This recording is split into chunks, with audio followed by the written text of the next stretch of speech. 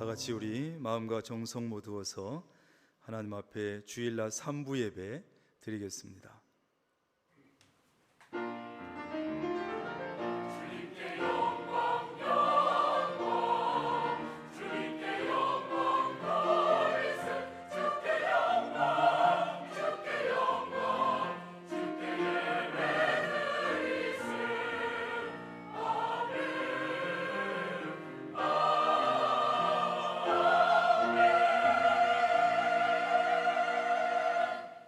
온 땅이여 여호와께 즐거운 찬송을 부를지어다.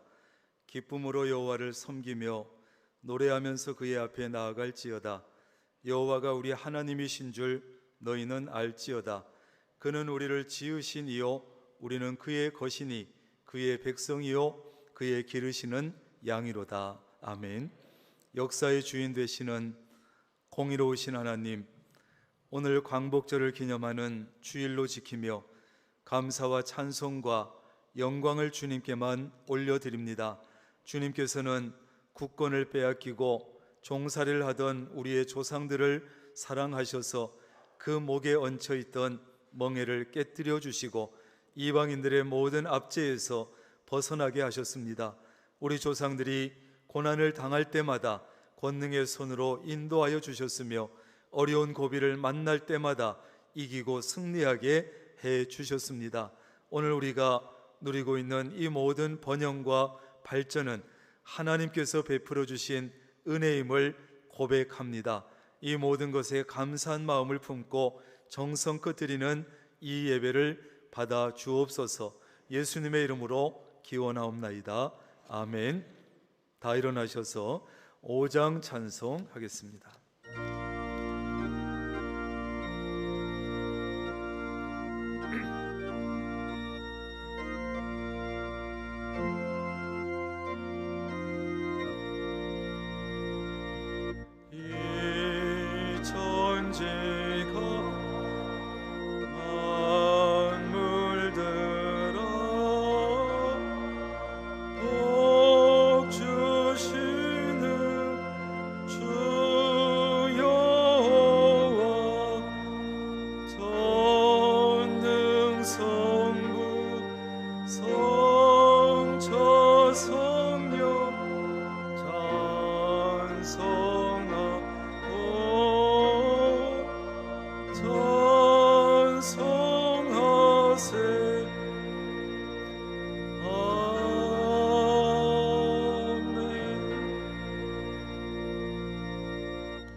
나는 전능하신 아버지 하나님 천지의 창조주를 믿습니다. 나는 그의 유일하신 아들 우리 주 예수 그리스도를 믿습니다. 그는 성령으로 잉태되어 동정녀 마리아에게서 나시고 본디오 빌라도에게 고난을 받아 십자가에 못 박혀 죽으시고 장사된 지 사흘 만에 죽은 자 가운데서 다시 살아나셨으며 하늘에 오르시어 전능하신 아버지 하나님 우편에 앉아 계시다가 거기로부터 살아있는 자와 죽은 자를 심판하러 오십니다. 나는 성령을 믿으며 거룩한 공교회와 성도의 교제와 죄를 용서받는 것과 몸의 부활과 영생을 믿습니다. 아멘. 자리에 앉으셔서 204장 찬송 하시겠습니다.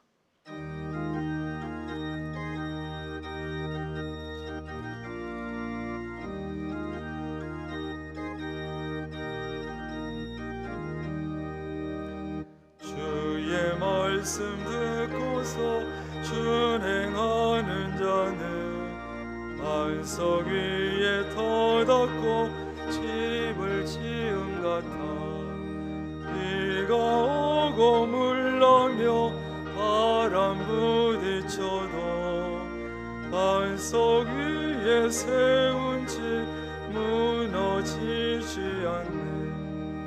잘 짓고 잘 지세 우리 집 잘 지세. 안세 반석 위에 우리 집 잘 지세. 주의 말씀 듣고도 행치 않는 자는 오래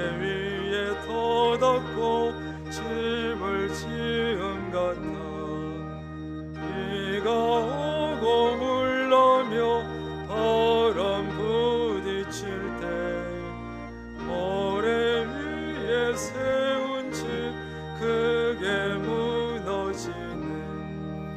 잘 짓고 잘 짓세, 우리 집 잘 짓세.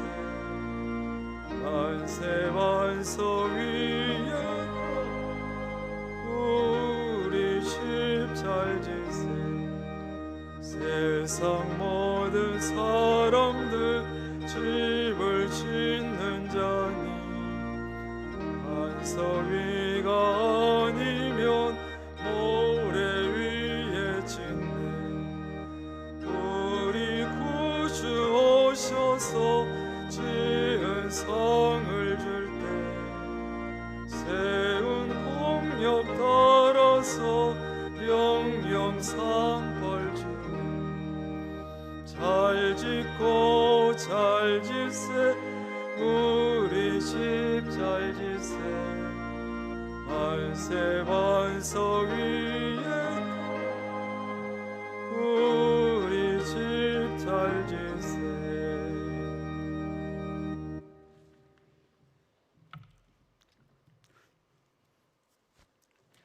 하나님 아버지, 명락교회에 속한 하나님의 자녀들 지난 한 주간도 안전하게 지켜주시고 거룩한 주일 3부 예배 자리로 불러주신 은혜를 감사합니다. 담임 목사님 여러 사역 잘 감당하도록 능력의 장중에 붙들어 주시고 원로 목사님 평안케 하심을 감사합니다. 돌아볼수록 허물과 잘못이 생각나기에 주의 보혈로 죄 씻음 받기 위하여 나왔습니다. 폭염과 폭우와 육신의 모든 짐 내려놓으려고 왔습니다. 수없이 낭패와 실망당하고 일어설 힘도 없이 지쳐있지만 그래도 책망치 않으시고 다시 일으켜 세우시는 하나님 앞에 나와싸우니 저희들의 예배를 받아주시고 은혜와 진리가 충만한 예배가 되게 하여 주시옵소서. 하나님의 은혜로 건축의 모든 과정도 잘 마무리하도록 도와주심을 감사합니다. 이제는 하나님, 명락교회가 제천 시민을 예수 그리스도의 보혈로 품게 하시고 육신의 병과 마음의 상처와 생활고로 힘들게 살아가는 이웃들을 위로하고 섬겨주는 교회가 되게 하여 주실 줄 믿습니다. 노아의 방주가 물 위에 떠 있어도 안팎으로 칠한 역청이 바닷물을 막아주듯 저희들 비록 세상 가운데 살지만 세상에 더러운 물결이 들어오지 못하도록 영적 거룩함으로 지켜가는 교회가 되게 하여 주시기를 간구합니다. 예상치 못한 폭우와 재난으로부터 피해가 없는 것을 다행으로 여길 것이 아니라 어려움을 겪고 있는 이웃과 이재면을 도와주고 격려할 수 있는 넉넉한 마음을 갖게 하여 주시옵소서. 코로나로 인한 유행에서 점차 회복되는 듯 하지만 부도덕과 죄악을 회복하는 것이 아니라 하나님과의 관계를 회복하게 하시고 찬양을 회복하고 예배를 회복할 수 있도록 성령님 도와주옵소서. 저희가 돕는 교회와 기관마다 부흥하고 성장하여 그들이 또 다른 이들을 도울 수 있도록 역사하여 주시옵소서. 광복절 감사주일로 드립니다. 혼란스러운 대한민국을 불쌍히 여겨주시고 전쟁과 재난으로 신음하는 지구촌을 긍휼히 여겨 주시옵소서. 담임 목사님의 선포되는 말씀 속에 성령의 능력을 더딥혀 주시고 우리 모두 선포되는 말씀대로 살아가기를 결단하는 귀한 시간 되게 하여 주시옵소서. 이제 할렐루야 찬양대가 정성으로 준비한 찬양을 하나님 앞에 드릴 때 기쁘게 받아주시고 홀로 영광 받아 주옵소서. 모든 예배위원들의 섬김을 기억하여 주시기를 간절히 구하오며 우리 구주 예수님 이름으로 기도하옵나이다. 아멘.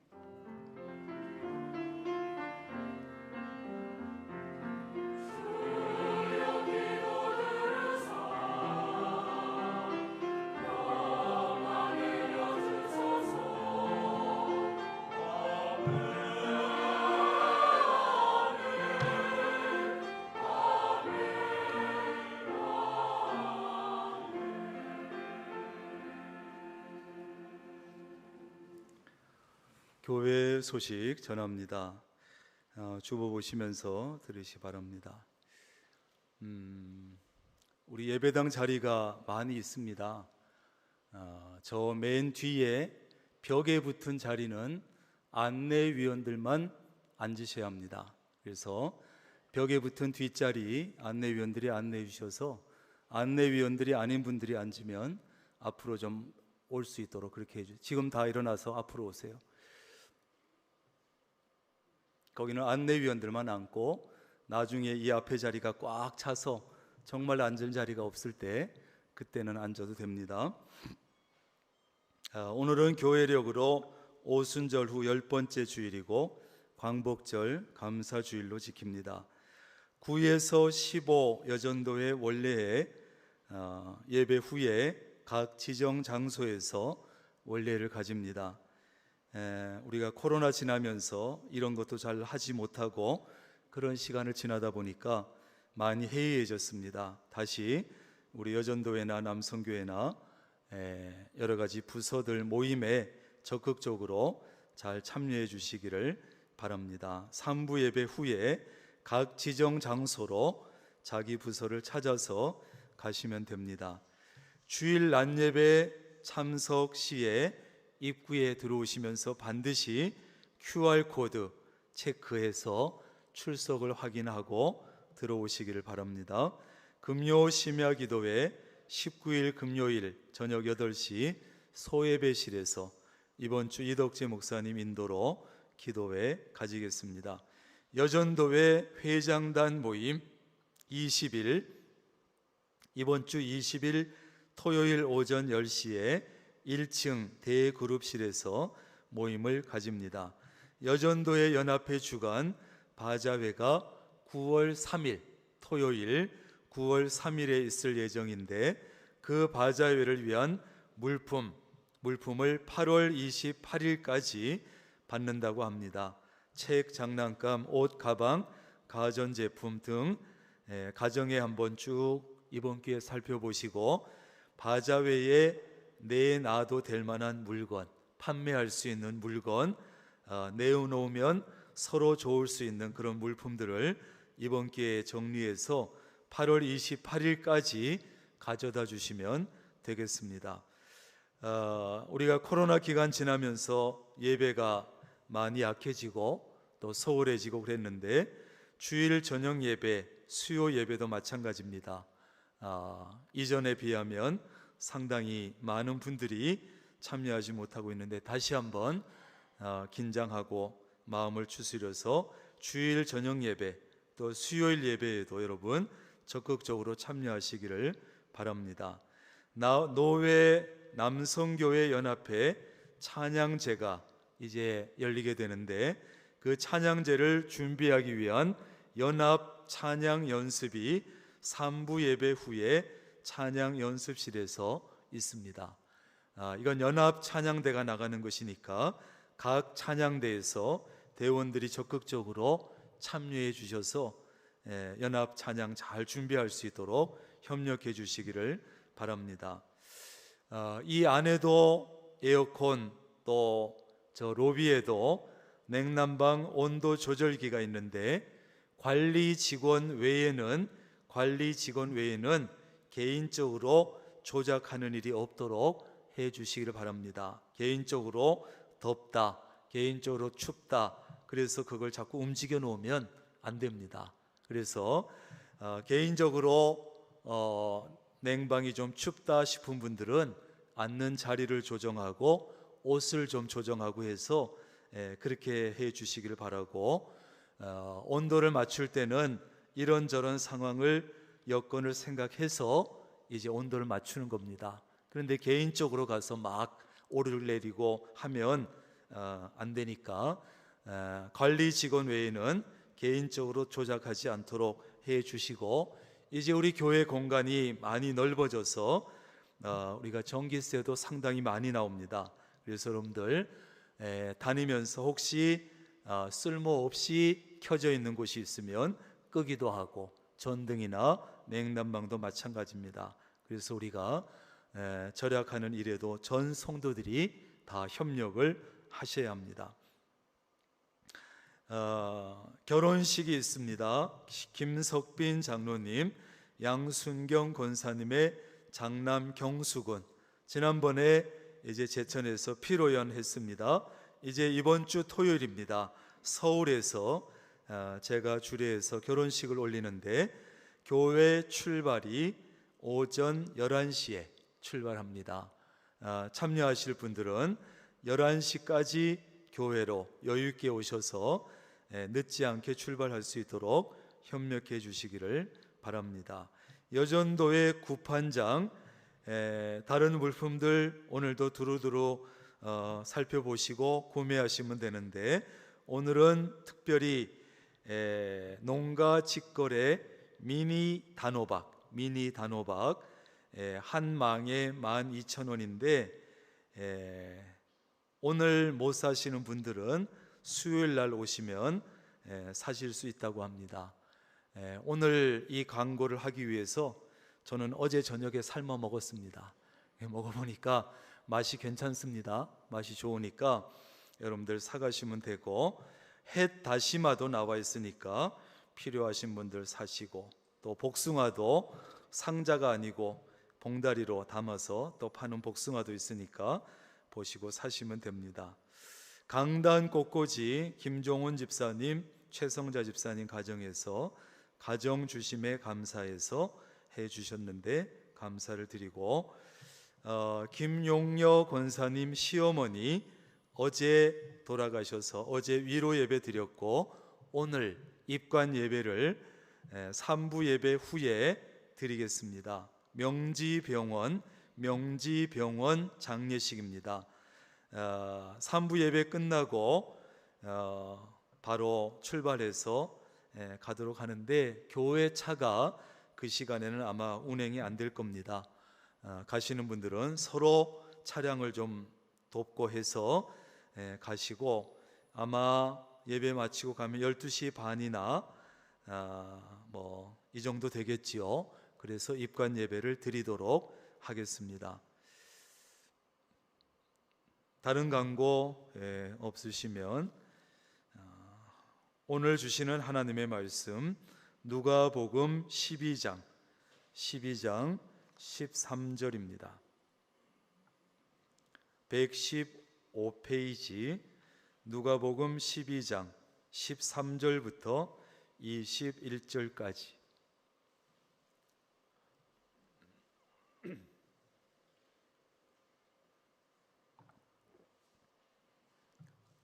제가 봉독합니다.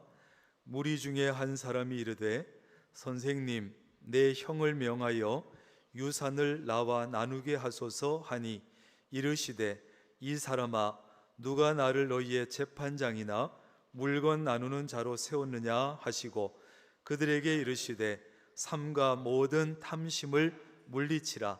사람의 생명이 그 소유에 넉넉한 데 있지 아니하니라 하시고, 또 비유로 그들에게 말하여 이르시되, 한 부자가 그 밭에 소출이 풍성함에 심중에 생각하여 이르되, 내가 곡식 쌓아둘 곳이 없으니 어찌할까 하고, 또 이르시되, 내가 이렇게 하리라.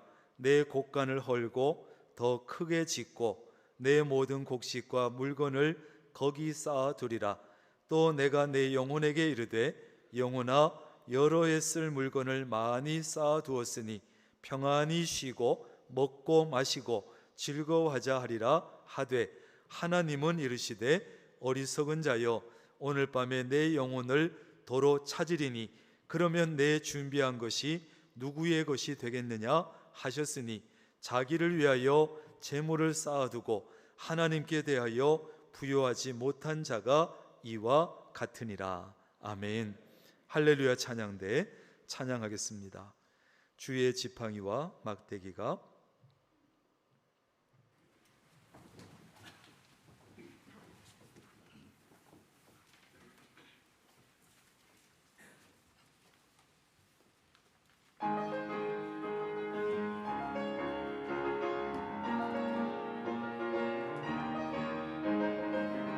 주의 지팡이와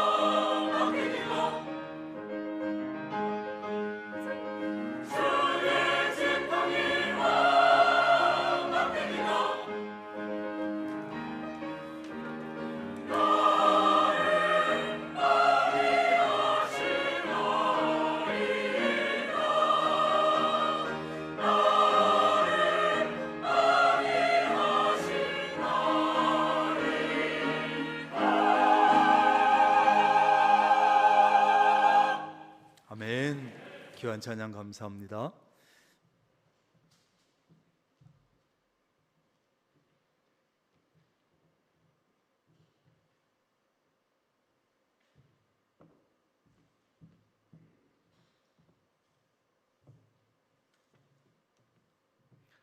등록하신 교우가 있어서 소개합니다. 이만철 장로님 인도하셨는데 추홍식 성도님 어디 계시는지요? 잠깐 일어나실까요? 예, 박수로 환영하겠습니다. 예.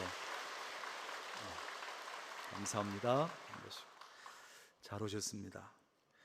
이렇게 장로님이 되시면 전도도 해야 됩니다. 감사합니다. 우리 장로님 되시고 첫 번째로 이제 전도하신 분 같습니다. 우리 기도하겠습니다. 하나님 감사합니다. 우리 이만철 장로님 통해서 추홍식 성도님 이제 우리 명락교회에 와서 예배를 드리고 등록하고 이제 믿음의 공동체에서 함께 믿음으로 기쁨으로 행복한 신앙생활 시작합니다. 하나님께서 우리 추홍식 성도님 지금까지의 삶을 여기까지 인도하셨으니 이제 하나님의 선하신 뜻 가운데 우리 명락교회도 만나게 하셨사오니 남은 삶을 하나님께서 지팡이가 되어주시고 막대기가 되어주셔서 하나님 남은 삶은 하나님께서 책임져 주시는 복된 삶이 되게 하옵소서. 하나님 오늘 이 시간 우리의 마음과 정성을 담은 예물도 하나님 앞에 올려드립니다. 하나님 우리에게 주신 것 하나님께 받지 아니한 것이 어디 있습니까? 우리가 수고하고 땀 흘렸지만 하나님이 주셨기에 하나님의 것을 기억하고 그 상징성을 담아 11조 예물을 드리고 한 주간의 감사를 담아 감사 예물을 드리고 선교를 위해서 드리며 주일 헌금을 드리며 각양의 예물로 꽃꽂이로 하나님 앞에 드렸사오니 하나님 드린 손길마다 일일이 기억하시고 그 가정과 형편과 일터를 돌아보시고 필요한 하나님이 주실 수 있는 하나님이 공급해 주실 수 있는 모든 것을 공급해 주시며 또 도우실 수 있는 모든 것을 도와 주시옵소서. 쓰여지는 것마다 하나님의 영광이 나타나게 하시고 이 시간 찬양을 올려드리고 예물을 올려드리고 마음을 열고 말씀을 들으려 합니다. 이 시간 주시는 말씀에 귀를 기울이고 마음에 새겨 일평생 마음의 지표로 삼는 시간 되게 하옵소서. 예수님의 이름으로 기도합니다. 아멘.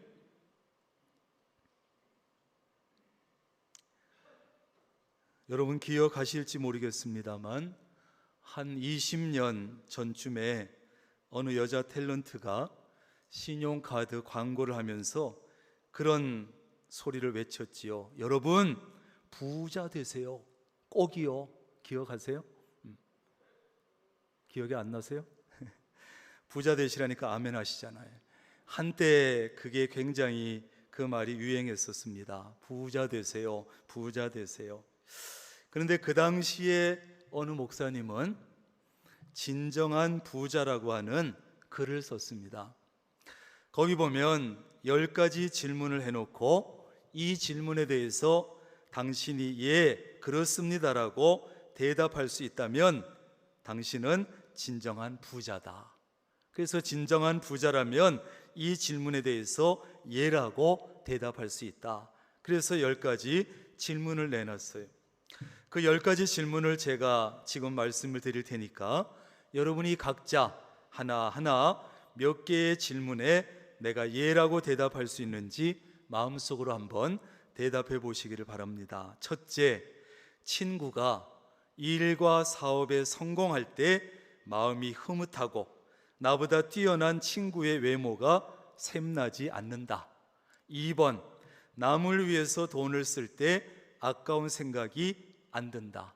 3번째, 내 자녀들이 보통 사람으로 성장하고 있는 것에 감사하는 생각이 든다. 4번째, 식사 기도를 할 때마다 진심으로 그 음식에 감사하는 마음이 든다.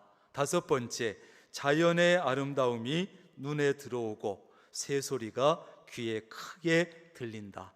6번째, 부족하다, 더 있어야 한다 이런 생각보다 이만한 것도 얼마나 감사한가라는 생각이 든다. 7번째, 남을 비판하는 횟수보다 축복하는 횟수가 더 많다. 8번째, 현재나 과거를 후회하는 마음보다 마음이 내일이라는 집에 살고 있다. 9번째, 바쁠 때도 하나님을 생각할 수 있다.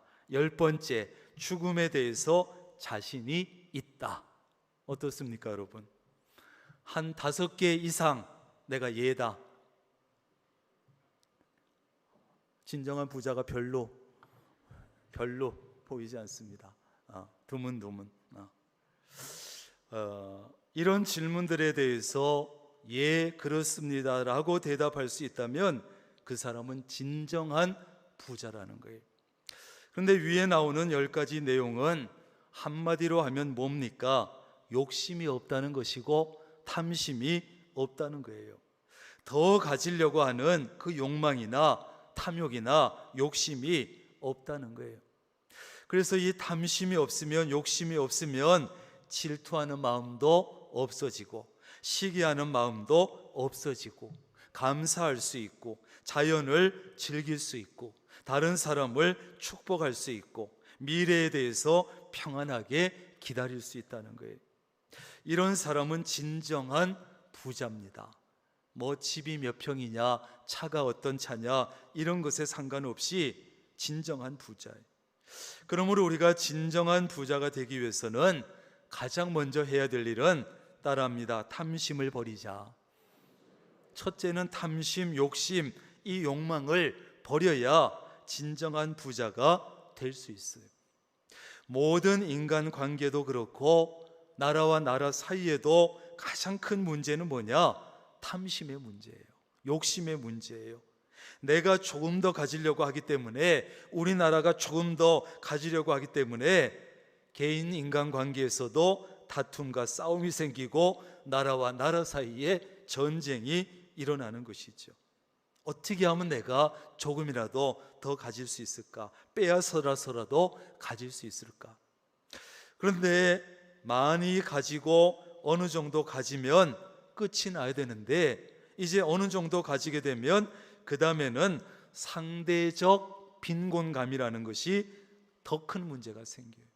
상대적 빈곤감이 정말 하루하루 먹을 것이 없는 것이 아니고, 정말 가난해서가 아니라 나보다 더 많이 가진 사람들과 나를 비교해 보니까 나는 가난한 거예요.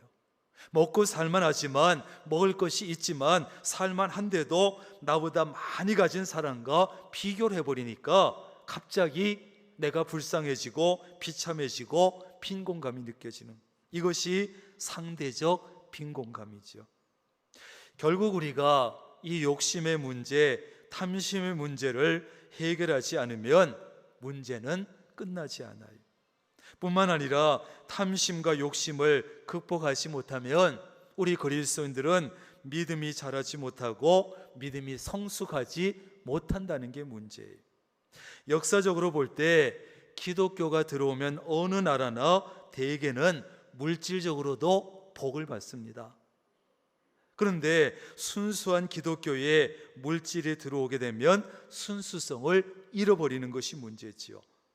우리나라도 마찬가지입니다. 기독교가 물질적으로 풍족해지고 교회가 물질이 많아지면서 많이 퇴색이 되고 있어요. 순수함을 잃어버리고 있어요. 가정도 마찬가지입니다. 어느 가정에 기독교 신앙이 들어가면 대개 물질적으로도 복을 받습니다. 그러나 안타깝게도 많은 가정은 물질이 들어오면서, 물질 때문에, 물질이 많아지면서 믿음이 변질되고 하나님을 멀리하고, 기도는 적어지고, 예배를 멀리하려고 하고, 하나님을 멀리해도 살만할 것 같고, 물질 때문에 믿음이 변질되는 것을 보게 되지요. 그러므로 믿음 생활을 잘 하면서, 신실하게 하면서, 그런 중에 하나님께서 물질적인 복을 주셨을 때, 물질적인 풍성함이 있어졌을 때 물질에 넘어가지 말아야 돼요. 물질을 조심해야 돼요. 사람은 누구나 물질에 약합니다. 물질에. 그래서 사탄이 광야에서 예수님을 유혹한 것 중에 하나가 바로 물질의 문제지요. 세 가지 시험 중에 물질의 시험을 했어요. 야, 예수, 너 나한테 딱 한 번만 엎드려 절해. 그러면 네 눈으로 보이는 이 온 천하를 다 줄게. 다 줄게. 할만하잖아요. 눈 딱 감고 한 번 절하면 온 천하를 다 준다는데, 그러나 예수님은 물질의 유혹에 넘어가지 아니하시고 단번에 이겨내셨어요. 그런데 우리 주변에는 물질 때문에 신앙을 팔아먹는 경우가 많이 있어요. 가난하고 힘들게 살 때는 정말 애를 들쳐있고 새벽기도 나오고 예배 나오고 어렵지만 바쁘지만 전도까지 하고 그랬던 신앙이 이제 그러면서 하나님께서 긍휼히 여기시고 물질의 복을 주시니까 슬슬 하나님을 잊어버리고 신앙을 팔아먹는 거예요. 여러분, 신앙 때문에 물질을 포기할 수는 있어도 물질 때문에 신앙을 포기해서는 안 됩니다. 신앙 때문에 물질을 포기할 수는 있어도 물질 때문에 신앙을 포기해서는 안 된다. 시작. 신앙 때문에 물질을 포기할 수는 있어도 물질 때문에 신앙을 포기할 수는 없다. 안 된다. 그 다음에는 단지 물질이 돈이 많은 것을 가지고 복이라고 착각해서는 안 된다. 단지 물질 많아, 단지 돈이 많다는 것을 복이라고 착각하지 말아야 돼. 진짜 복은 탐심을 버리고 욕심을 버리고 하나님이 주신 물질을 잘 쓰는 것이 진짜 복이에요. 진짜 복은 뭐라고요? 탐심을 버리고 하나님이 주신 물질을 잘 쓰는 것. 시작. 아멘. 그게 뭐다? 진짜 복이다. 진짜 복이다. 물질을 우리가 잘 이용하지 못하면 물질에게 오히려 당합니다. 그러나 물질을 잘 쓰면 행복한 인생이 펼쳐집니다. 결국 물질이 많은 것이 복이 아니라 물질을 잘 쓰는 것이 복입니다. 물질이 많은 것이 복이 아니라 물질을 잘 쓰는 것이 복입니다. 우리 그리스도인들은 물질의 지배를 받고 물질의 노예가 되고 그래서는 안 돼요. 물질 때문에 영혼을 잃어버렸어도 안 돼요. 물질 때문에 믿음을 잃어버렸어도 안 됩니다. 물질을 잘 쓰지 못하면 물질이 많다는 것이 결코 복이 아닙니다. 우리의 인생은 머지않아 끝나요. 여기 앉아 있는 사람들 50년이면 거의 다 이 자리에 없을 것 같아요. 길지 않습니다. 그때 영혼을 위해서 한 것이 없다면 물질은 아무 소용이 없어요. 많이 가져도 죽으면 끝나는 그런 복은 별 볼 일 없습니다. 가치 없습니다. 진정한 복이 아닙니다. 그런 복을 위해서 이 아까운 인생을 다 허비한다고 하는 것은 얼마나 불행한 일인지 몰라요. 그러므로 돈을 열심히 벌 때 열심히 돈 버는 거 죄 아닙니다. 그리스도인들도 열심히 벌어야 됩니다. 돈을 열심히 벌 때 영혼을 위해서, 영혼의 유익을 위해서 쓸 수 있기를 바랍니다. 그래야 그 돈이 복이 되는 거예요. 여러분, 자녀를 잘 키워서 공부시켜서 아무리 자녀를 성공시켰다고 해도 영혼을 위해서, 내 영혼 위해서 한 것이 없다면 그것은 허무한 것이에요. 어느 교회 장로님은 복을 많이 받았다고 여기저기 다니면서 간증을 하고 다녔어요. 내가 이래서 복을 받았습니다. 이렇게 복을 받았습니다. 간증을 하고 다녔는데, 왜냐하면 큰아들은 장관이고 둘째 아들은 판사고 셋째 아들은 검사예요. 자랑할 만하고 복을 받았다고 간증할 만하지요. 근데 문제는 그 세 아들이 너무 바쁘다는 핑계로 신앙생활을 잘 못하는 거예요. 그것은 복이 아니에요. 그것은 무엇을 잡은 것 같지만 아무것도 잡지 못한 것이에요. 우리의 소유를 영혼을 위해서, 내 소유를 영혼을 위해서 잘 써야 합니다. 그렇지 않으면 죽는 순간에 비참해지는 거예요. 언제 비참해진다고요? 죽는 순간에 한없이 비참해지는 거예요. 반대로 이 땅에 살면서 영혼을 위해서 산 사람은 죽음이 두렵지 않습니다. 언제 죽음이 와도, 언제 죽음이 찾아와도 기쁘게 맞아들이고 기쁘게 갈 수 있습니다. 왜? 준비되어 있으니까. 열심히 돈을 벌되 그것을 가지고 영혼을 위해서 잘 사용해야 됩니다. 사후에, 죽음 이후의 준비를 잘해야 됩니다. 영혼의 유익이 없는 삶은 어떠한 삶도 무의미한 삶이에요. 오늘 본문 속에 그런 어리석은 인생이 나오는데, 어느 날 한 사람이 예수님께 부탁을 했습니다. 선생님, 내 형을 좀 명해서 재산을 나와 좀 나누어 가지도록 해주세요.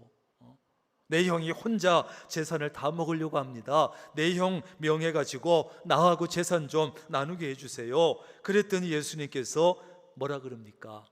누가 나를 너희 재판관으로 세우고 너희 물건 나누는 자로 세웠냐? 모든 탐심을 물리치라. 사람의 생명이 그 소유에 넉넉한 데 있지 않다. 이렇게 말씀했어요. 이 사람은 가만히 보면 가난한 사람이 결코 아닙니다.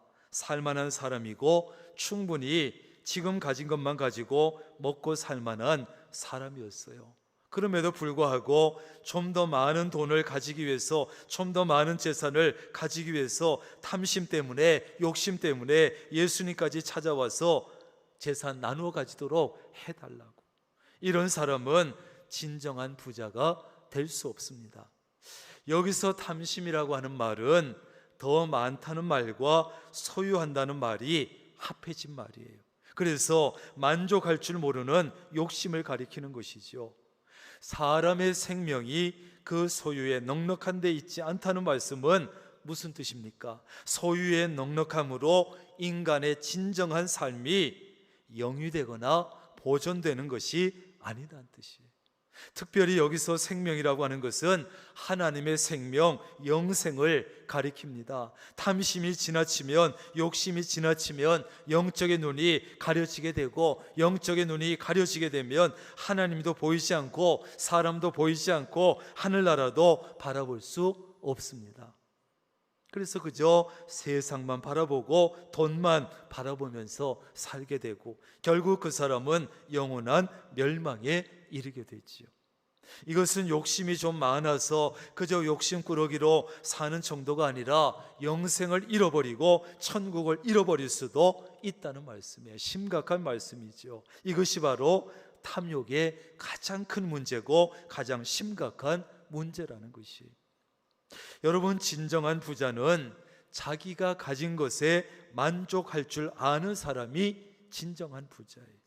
어떤 사람은 수십억, 수백억을 가지고도, 집을 몇 채를 가지고도 만족할 줄 모릅니다. 그래서 그런 사람은 죽는 순간까지도 좀 더 벌어야지, 좀 더 주세요, 이것만 외치다가 인생을 허비하고 쓸쓸히 죽어가는 거예요. 좀 더 인생이죠. 좀 더 인생. 자신의 영혼을 위해서는 아무것도 한 일이 없습니다. 아무리 많은 것을 소유해도 만족할 줄 모르면 그 사람은 참으로 가난한 사람이요, 참으로 불행한 사람이요, 참으로 불쌍한 사람이에요. 평생 죽을 때까지 한 번도 만족감을 못 누려보니까.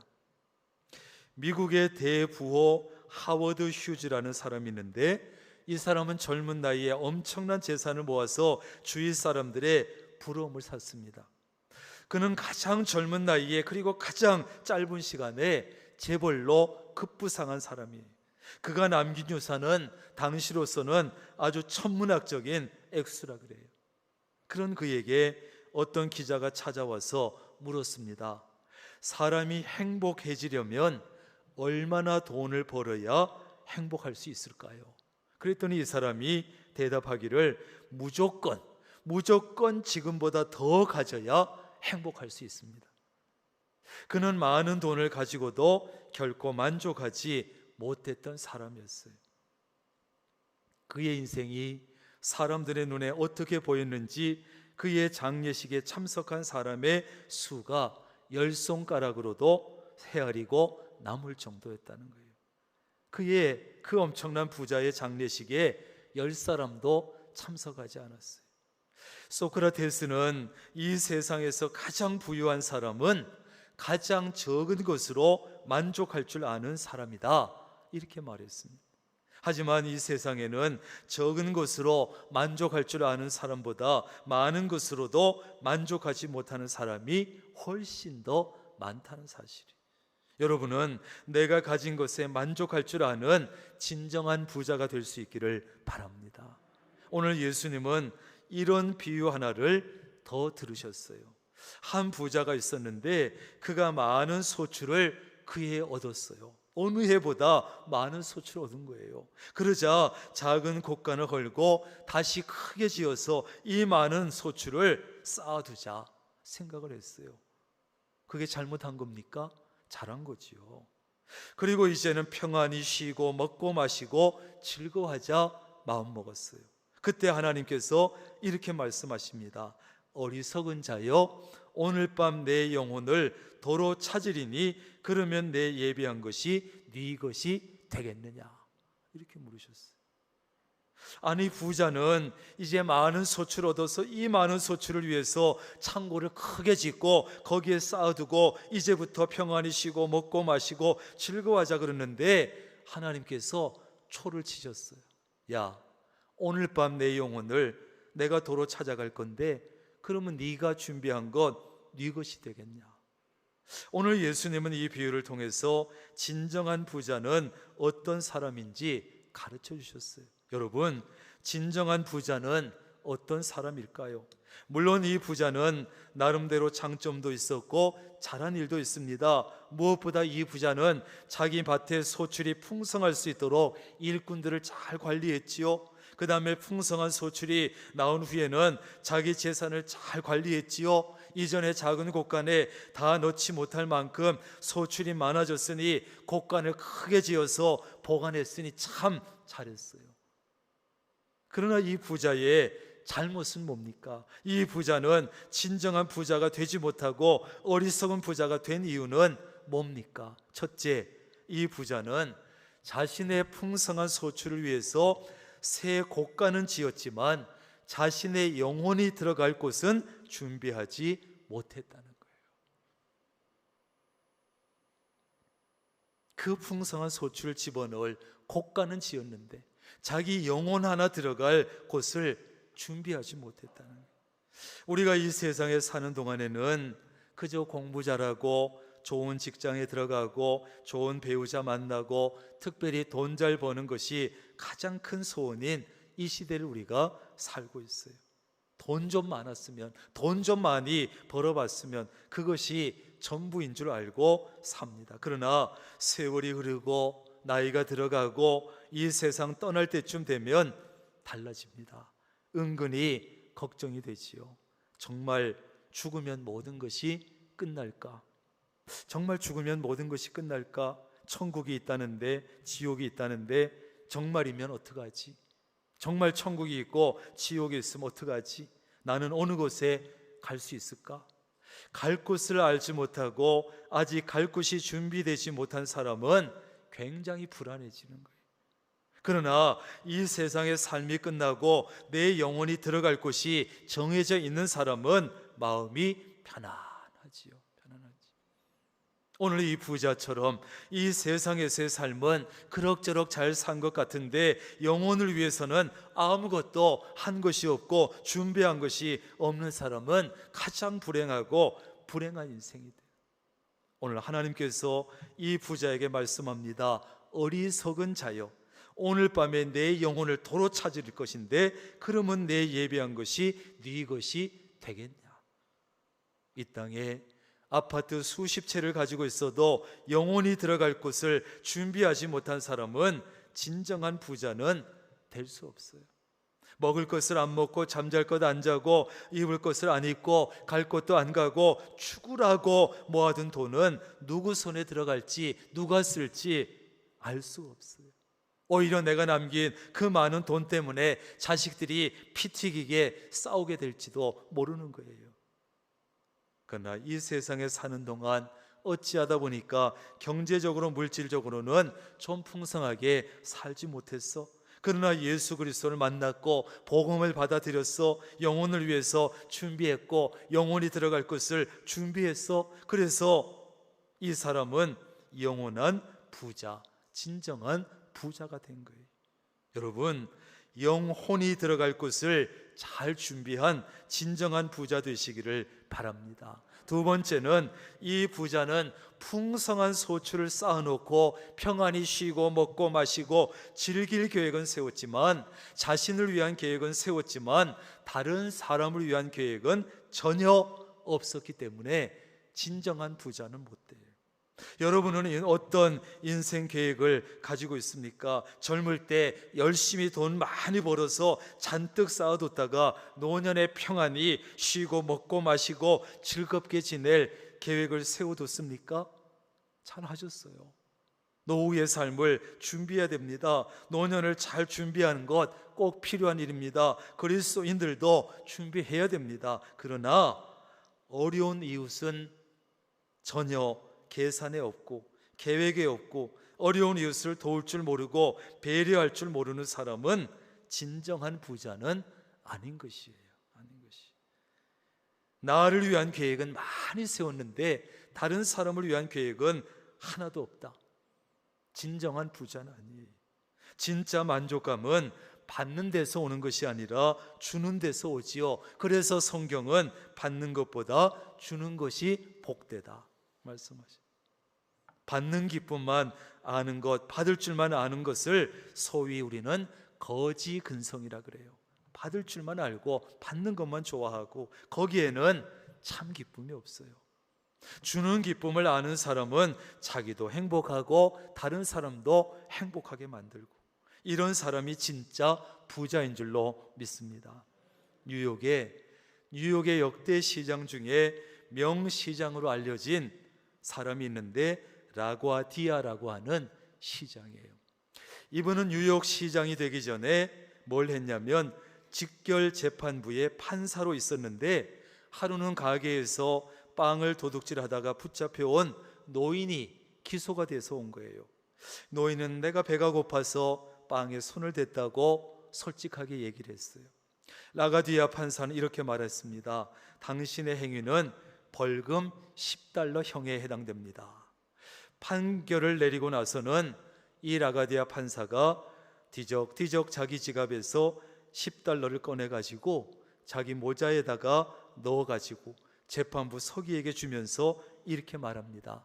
벌금 $10는 내가 내겠습니다. 이토록 배고픈 사람이 뉴욕 거리를 헤매고 있을 때 내가 그동안 너무 좋은 음식을 배불리 먹은 벌금으로 내겠습니다.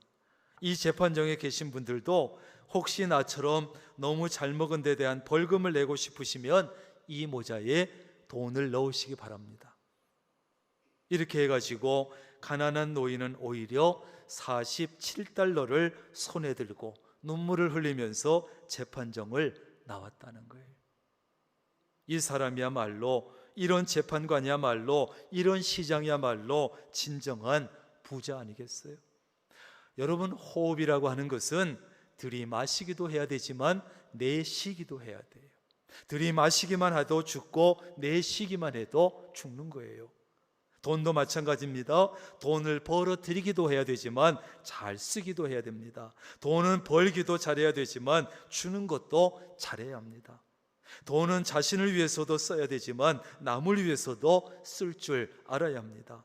그 사람이 바로 진정한 부자예요. 진정한 저축은 뭐냐?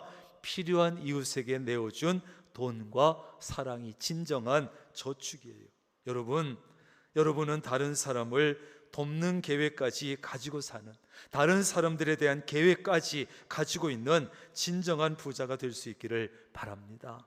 세 번째, 마지막은 이 부자는 자기 자신에게는 너무나 부유했지만 하나님에 대해서는 부유하지 못하고 부유하지 못했기 때문이에요.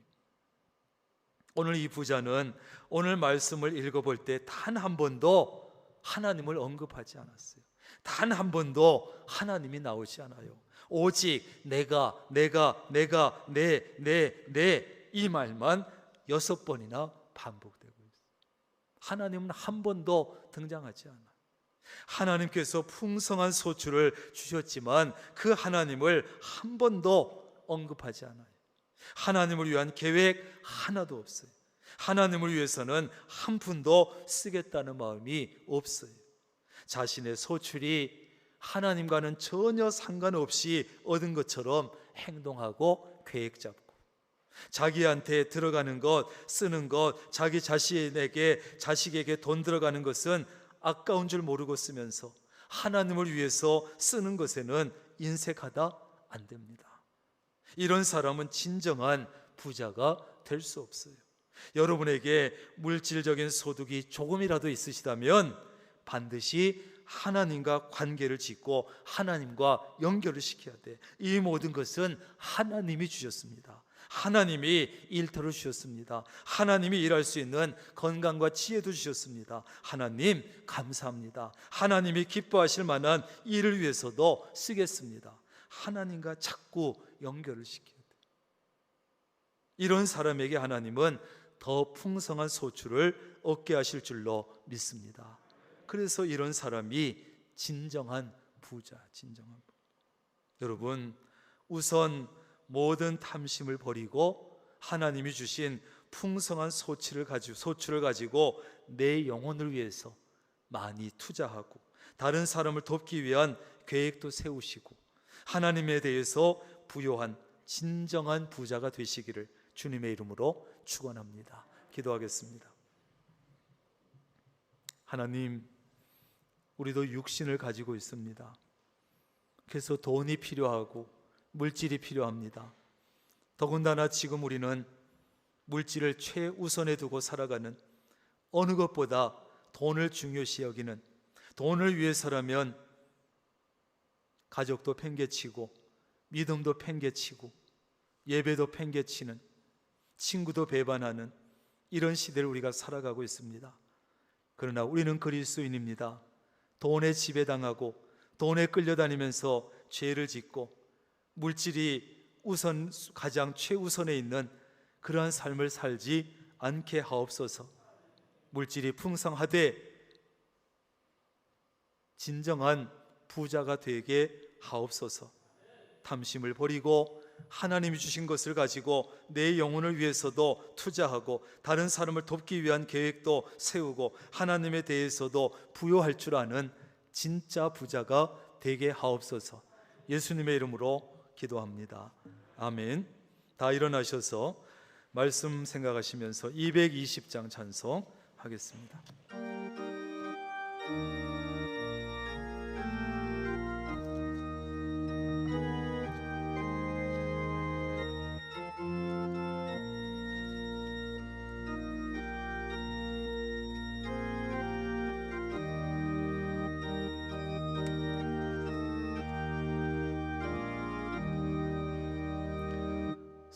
사랑하는 주님 앞에 형제 자매 한자리에 크신 은혜 생각하며 즐거운 찬송 부르네.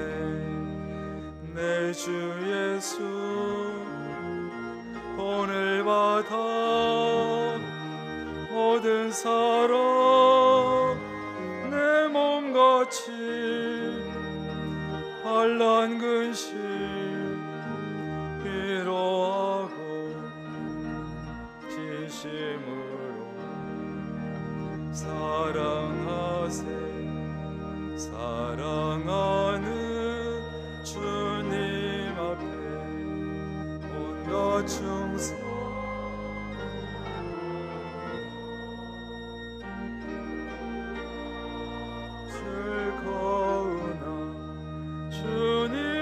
힘써 섬기네.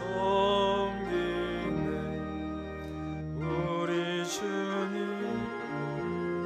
거룩한 손 제자들의 발을 씻어 남 섬기네.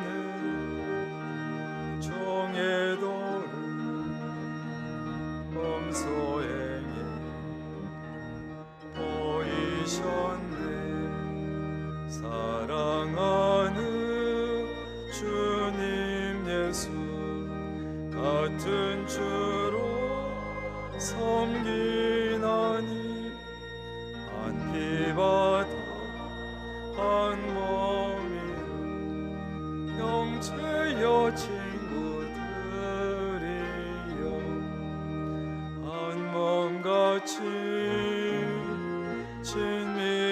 하고 마음으로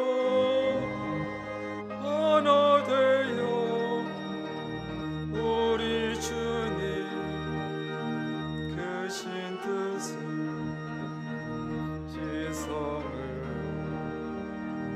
준행하세.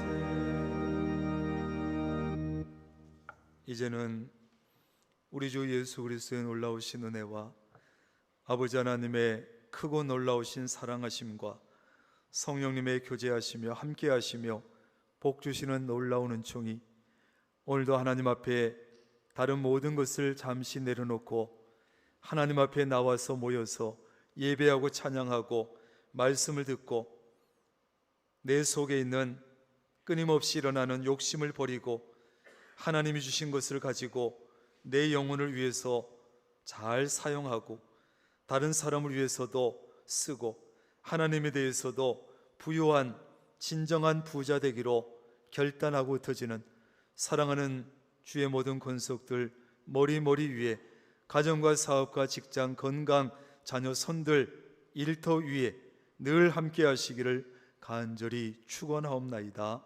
아멘.